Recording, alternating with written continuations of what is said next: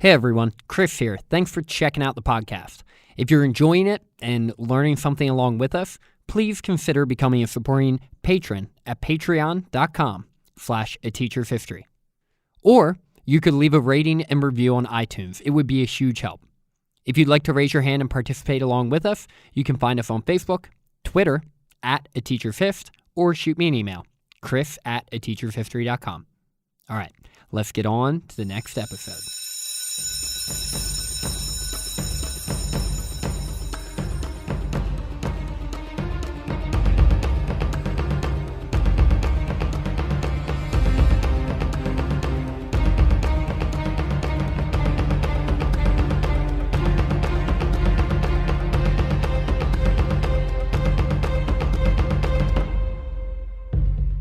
Hello, and welcome into A Teacher's History of the United States. Thanks so much for joining me again today. Did you know that in 1787, when John Adams sent the envoy over to France to negotiate, the French wouldn't even speak to the American representatives unless they got a $250,000 bribe and a $10 million loan? And that Alexander Hamilton destroyed any chance he ever had at the presidency by writing a public pamphlet detailing an extramarital affair that he was involved in. And that avoiding a full-blown war with France would go down as one of John Adams's most proud political accomplishments, even though he received basically no credit for it at the time, from the Federalists or the Republicans. Did you know all of this? Maybe, maybe not. Get your notebooks out because today we will cover that and more in episode 88, the XYZ Affair and the Quasi-War. Hello everyone, welcome into episode 88. I am looking forward to diving deeper into Adams' presidency in this episode. Just a quick reminder that the bonus Patreon episode is up on the Patreon page, detailing the evolving relationship between Thomas Jefferson and John Adams, something that we will be talking a bit more about today. The book and before I dive into the book recommendation, I had someone reach out to me and ask what was the best way to listen to the Patreon episodes, or the easiest way, and Patreon actually has an app for your phone. So you can just download the app, log in, and you can just listen to it. Super easy, really user-friendly. You can listen to it right off your phone. It's actually what I use to listen to Patreon episodes for shows that I'm a patron of, and I really like it. Now, on to the book recommendation. Today's recommendation is A Sovereign People, The Crises of the 1790s and the Birth of American Nationalism by Carol Birkin. This was a book that I got probably about 6 months ago when preparing for this period in American history. And what it does is it basically talks about four major events in the 1790s: the Whiskey Rebellion, Genet Affair, XYZ Affair, and Alien and Sedition Acts. And what the author does, what Birkin does, is she talks about how Washington, Hamilton, and John Adams really created nationalism in the United States through the handling of these three crises. So obviously, knowing the players involved, this is from her perspective and is pro-federalist. So keep that in mind. But it is a great read, and I really learned a lot from it, and I would highly recommend you check that out. And it ties in with our episode perfectly today because we will be talking about the XYZ Affair today. And then next week, we'll be talking about the Alien and Sedition Acts. So if the stuff we talk about in this episode, next episode, pique your interest, then I definitely recommend you get that book. Head over to the website at teachershistory.com and go under book recommendations, and it will be right in there. So let's dive into it. Last episode, 2 weeks ago, we discussed the election of 1796 and the inauguration of John Adams. We touched briefly on the falling out between Adams and his vice president Thomas Jefferson, and noted that for the rest of his presidency, Jefferson would be absent from the scene, staying at Monticello or some other places here and there, preparing for another run at the presidency in the election of 1800. We left off in the spring of 1797. John Adams had just recently been inaugurated, and he was determined to find peace with France, one of his inaugural promises. He was also simultaneously building up defenses in case of a proactive French assault. By doing this, Adams wasn't really endearing himself to either party and was quickly establishing himself as the president who would take his own advice prior to submitting to anyone else's. But in the end, peace with France was the desired route for Adams and for his cabinet, at least publicly.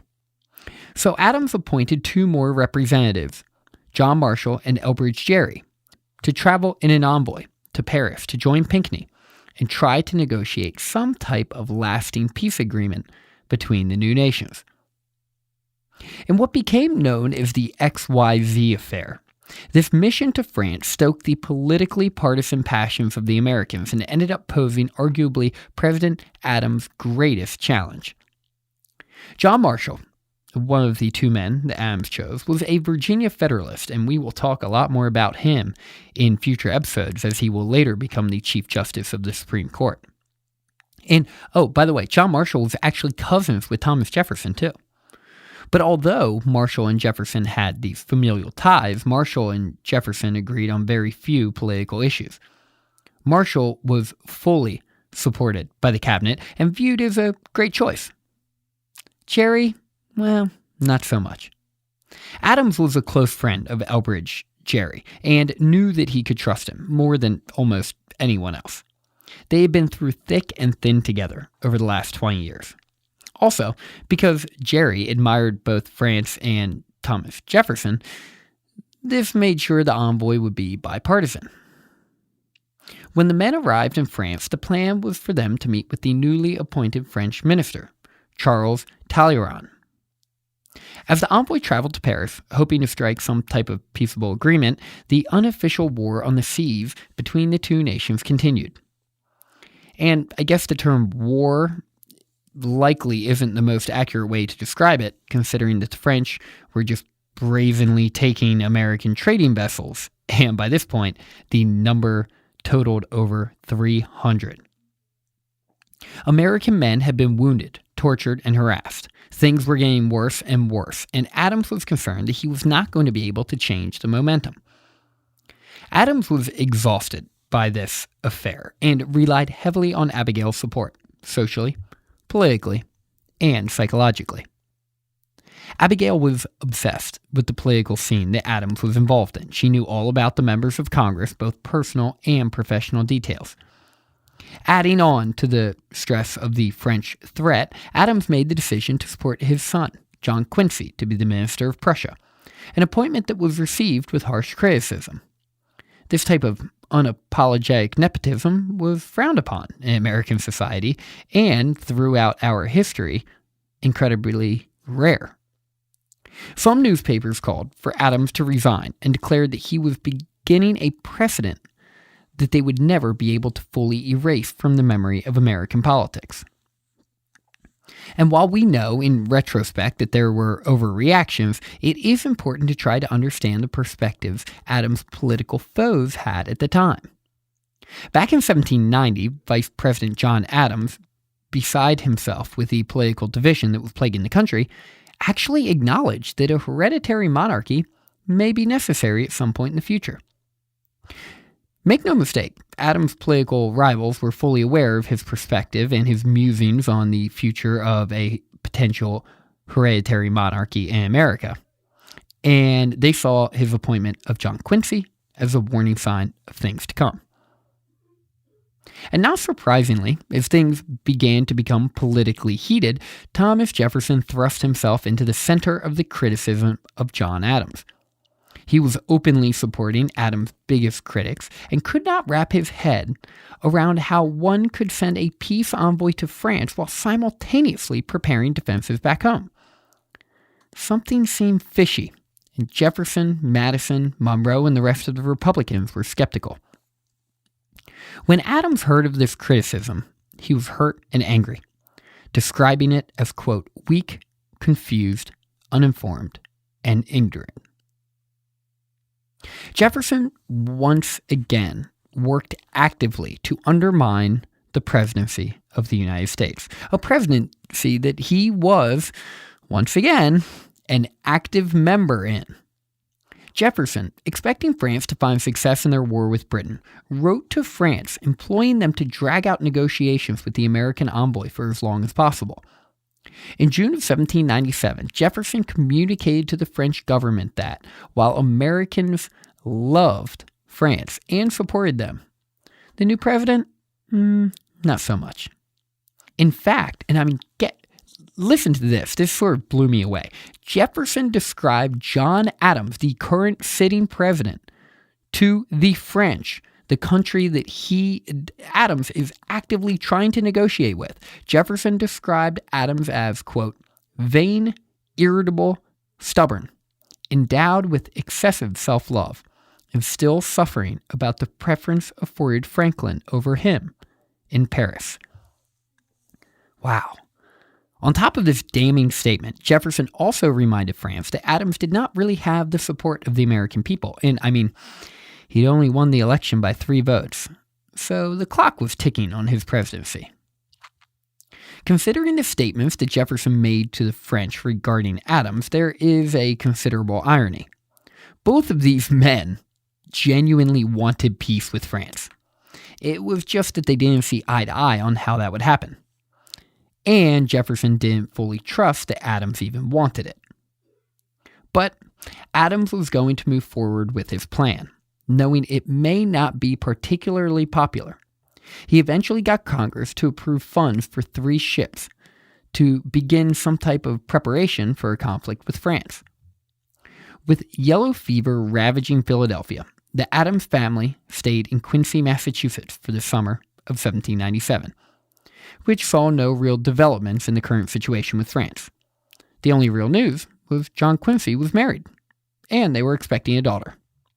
Hooray for John Quincy. But while things weren't really progressing with the French, the fall of 1797 brought some salacious news to the American public, and the topic of conversation centered on Alexander Hamilton in what became known as the Reynolds Affair. 5 years earlier, in 1792, Alexander Hamilton became a bit too friendly with a young woman named Maria Reynolds. This all happened while Hamilton's wife and children were not in town, as these things seem to do. Maria's husband James found out about the alleged affair and threatened Hamilton with blackmail. And he may have been able to really follow through with it in a more effective way if he wasn't thrown in prison for his own corrupt land deals.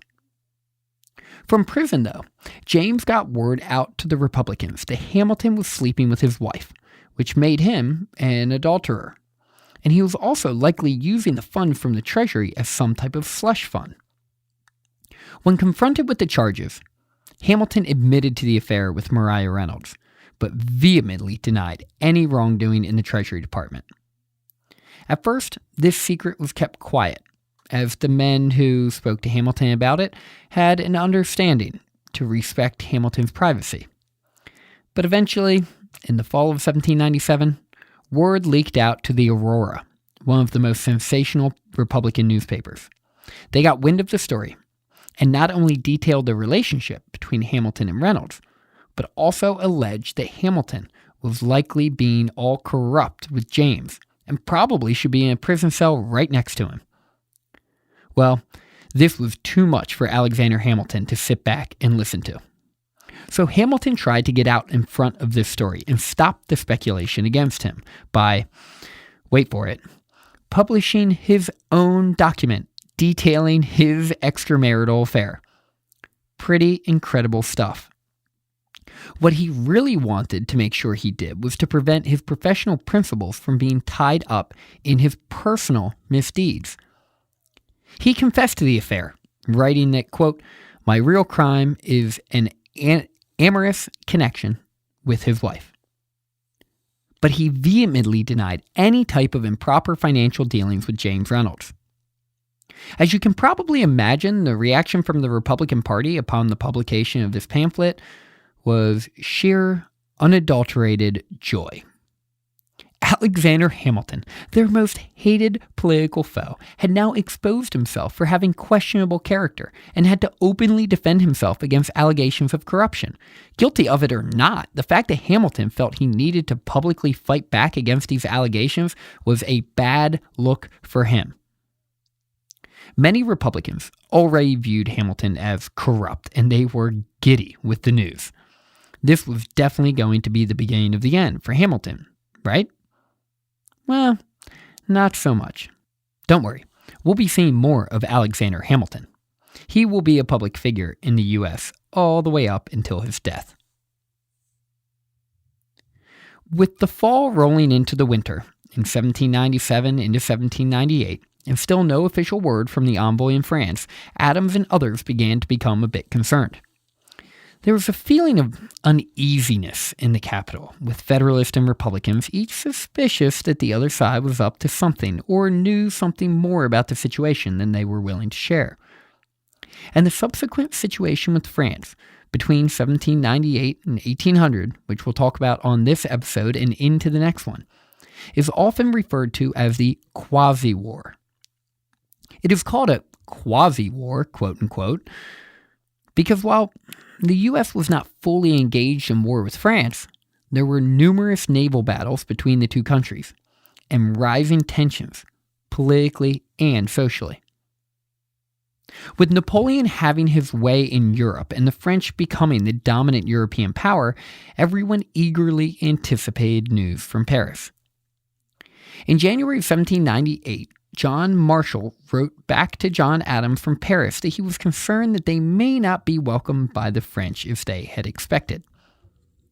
In February, prospects of peace with France continued to be challenged, with a French privateer actually attacking an American merchant ship in Charleston Harbor. By February, it had been 6 months since the envoy had traveled to Paris. What the heck was taking so long? To make matters worse for Adams, Alexander Hamilton, the guy who had, quote, retired from public political life following his adulterous scandal, well, he was secretly communicating with all the, quote, real Federalists in the cabinet, telling them to put some pressure on John Adams, with the idea that if this envoy went all the way to Paris and could not bring back peace, Adams better be ready to go to war, as that is the only real acceptable next step. With overwhelming pressure from the public and from his own cabinet, John Adams was on pins and needles waiting to hear word from Paris. And on March 4th, exactly 1 year to the day of his inauguration, word arrived. After a few days of deciphering, Adams finally received the update. And it was about the worst news he could have possibly imagined. France had refused to speak to the American envoy. Yep, that's right. After traveling all the way across the ocean to meet with France on establishing a peaceful relationship, Minister Talleyrand wouldn't even sit down and have a formal conversation with them. Not only did the U.S. suffer this indignant insult from the French, but the French also updated them on their terms of foreign diplomacy by closing all ports to American trade and claiming that any American ship that carried English goods was vulnerable to French attack. So, to sum it up, the French refused to speak to the Americans, refused to accept any type of shipping into their ports, and said that if American ships have anything from England, they will be attacked by the French. So they more or less were trying to cripple our trade and economy to antagonize war. Adams couldn't believe it. He dove into the other correspondences to see what was really going on, and as he read in more detail about the situation, the picture began to become more and more clear. The envoy had arrived in Paris, and were forced to wait a few weeks to even meet with Talleyrand. They then met with him for only 15 minutes. After this, 3 secret agents who represented Talleyrand were the official conduit between the American envoy and the French minister. In the dispatches back to the United States, these 3 men were known as X, Y, and Z. Agents X, Y, and Z told the envoy that things were looking pretty good for America, and that, in fact, Talleyrand viewed them in a positive light. All they needed to do was provide a personal bribe of $250,000 to the minister. And a $10 million loan to France was also required. Because, see, your president, John Adams, he was really mean to us in his inaugural speech last year. So now he owes us $10 million. Unsurprisingly, the American envoy was nonplussed. They refused to even entertain these outrageous demands from Paris. The X of the X, Y, and Z reminded the Americans that France was dominating Europe, and if they were wise, they would just give them what they were asking for. Quote, "Gentlemen, you do not speak to the point. It is money. It is expected that you will offer the money. What is your answer?" General Pinckney, likely doing everything he could to maintain his composure as his fury was raging down below, replied, quote, "No, not a sixpence." As Adams received dispatch after dispatch and the scene slowly became clearer, he was genuinely torn as to what to do. The French behavior and the insults were undeniably antagonistic. The ways that they had been acting on the high seas, their refusal to speak with the envoy, the demand for a bribe, and the continued threat of violence put Adams in an impossible spot. It's like the French were doing everything they possibly could to paint Adams into a corner to where he had to declare war. And while he recognized that on paper he would likely be more than justified in declaring an official war on France, he still wanted to do everything in his power to see if there was a possibility of peace. Peace with honor. It's what he always wanted, and he genuinely still believed that it might be attainable. And you can imagine how the public was likely handling this situation. Pretty predictably, people assume the worst in any possible scenario, preparing themselves for it as best they can, and all the while jumping to conclusions. Rumors of a war with France were already being declared, and an imminent threat from France was spreading throughout the public. Adams really did his best to downplay the tension, reporting just what the facts were, that the envoy to France had failed to achieve its objective. Nothing more, nothing less. The funny thing is that while Adams thought he was doing his patriotic duty and not upsetting Congress or the public, the Republicans, of course, thought the exact opposite. They believed that this public statement, as benign as it was, symbolized a looming declaration of war. And see, this is what happens when there's no trust in a relationship. The Republicans, whether fair or not, did not trust Adams. While Adams was doing everything he could to do what he truly believed was best for the nation, the Republican suspicions would not allow it to go on. They demanded to see all the dispatches for themselves. They wanted to know exactly what was said because they were convinced that Adams had information that would potentially be favorable to the French, and he was just refusing to share it. But Adams surely was not going to do that, not while he still had envoys in Paris. He had 3 American men in Paris, and he needed to do everything he could to protect them. And on a side note, these actions and these criticisms by Thomas Jefferson, especially at this time, in this moment in history, were like borderline unforgivable for the Adams family. These 2 men had such a long history, both personally and professionally. The refusal to give Adams the benefit of the doubt or assume that he was trying to do what was in the best interest of the country was shameful, especially in the eyes of Abigail. Last time she checked, when John Adams was vice president and President Washington would make decisions that he disagreed with, Adams supported him anyway, knowing that his intent was pure. But here, Jefferson did just the opposite. On top of this, what could Adams gain from such a war? Why did all of the Republicans just assume that Adams wanted to go to war with France? Abigail couldn't figure it out. Reflecting on her husband's situation, she wondered aloud, quote, of what possible benefit could a war be to him? He has no ambition for military glory. He cannot add by war to his peace, comfort, or happiness. It must accumulate upon him an additional load of care, toil, trouble, malice, hatred, and I dare say, revenge. In April of 1798, Albert Gallatin, the new head of the Republican Party, because James Madison had actually retired from Congress at this point, demanded that they see the full text of the correspondences, total transparency.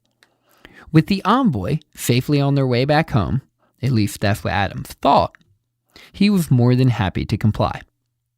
He was probably thinking something like, oh, you Republicans want to see how bad it really was? Sure about that? Okay, here you go. When the Republicans did finally see it for what it was, a series of French actions that were unforgivably antagonistic, well, they kept their mouths shut, with Abigail describing them quite fondly as being, quote, struck dumb. But some Republicans were still defending their positions. They were placing the blame on, yeah, you guessed it, John Adams, for starting the whole thing, saying that his comments in his inaugural address were just too antagonistic, and it was all his fault. Or they would blame the envoy, saying that these men chosen by John Adams lacked the diplomatic skills necessary to deal with a country like France. With war seemingly on the horizon, the country began to prepare. They built up fortifications in their harbors. They began to arm merchant vessels, and Congress told American ships to feel free to capture any French vessel that they see close to the shore. Congress then passed a bill to create a provisional army of 10,000 men, something that John Adams didn't actually think was necessary. I go into this scheme in more detail in the Patreon episode about Washington's retirement. But it was actually Alexander Hamilton who was so desperately pushing for this army, so he could eventually be put in charge of it. Ironically, though, this tense situation with France, which is the last thing Adams wanted, did in fact help to unite the American people behind their president, with John Adams experiencing more support during this period than he ever had before. Abigail wrote that people began to greet them in the streets and show their respects on a regular basis. And John Adams was freaking loving it. While Adams would have never admitted it, and this is something I've mentioned in previous episodes, he very much desired people's approval. And he had never once in his life experienced the treatment that he was receiving in the spring and summer of 1798. He was so blown away by the admiration that he tried to personally respond to every group or person that wrote to him. But with a large group of Americans gathering behind Adams, that didn't mean everyone was supporting him. The outpouring of love and support for him from the Federalist-leaning citizens only further enraged the Republicans, to the point that Adams needed to make efforts to protect himself, going as far as having a sentry posted outside his home for security. But right as things seemed to be going better for John Adams, he was given some bad news. On June 12, 1798, he received a letter that had been dated from 2 months earlier. It turned out that while Adams thought the envoy was on their way back from France, that wasn't quite the case. Marshall and Pinckney had left France, but Elbridge Gerry had not. And this was a big deal. If you remember from earlier in the episode, Adams's cabinet was not on board with the Gerry appointment. On top of that, one of the primary reasons Adams chose Gerry was because he was partial to Jefferson and France. While Adams trusted Gerry personally, he could not really predict what he was going to do and how it was going to impact Adams politically. To say Adams was worried would have been an understatement. But Adams soon had a better understanding of the situation. When John Marshall arrived back in the United States to a hero's welcome, he met privately with John Adams. He informed Adams that, in his opinion, war with France would not be necessary. On top of that, he explained that the main reason why Gerry stayed back in France was because Talleyrand threatened to declare war on the U.S. if he were to leave. So, Left with no other choice, he stayed for the good of the country. With this new information, Adams was determined even more to stay away from declaring war with France. But gosh, at times it seemed like he was really the only one who wanted to do so. It's like he was the only person who wanted peace. Towns all over the country were gathering funds and preparing defenses, chomping at the bit to go to war. And John Adams heard it at home too. Abigail was on board with war. What a 180. She was ready to fight, saying, quote, "Why, when we have the thing, should we boggle at the name?" But even knowing that Congress would have given him a war declaration if he had just asked for it, Adams stood firm and refused to do so. As you pack up your things, I would like you to keep in mind the challenges that John Adams was facing from all sides in 1797, 1798. In what had been an incredibly stressful and trying first 2 years of his presidency, or not even 2 years yet, John Adams had remained patient, refusing to involve America in a war that he did not feel was objectively justified. This decision to resist the social and political pressures of his own party, while simultaneously being treated like a warmongering high federalist by his Republican opponents, put him between a rock and a hard place. Next week, with the crisis with France averted, at least for now, the Federalists in Congress are going to take their anger out on their enemies at home. And with this, John Adams will be persuaded to make the biggest mistake of his political career. He'd set an awful precedent and spark a legitimate constitutional crisis in the process, and wave bye-bye to any chances of re-election. Thanks for listening, and hopefully now you can take pride in knowing just a little bit more about the history of the United States. Class dismissed.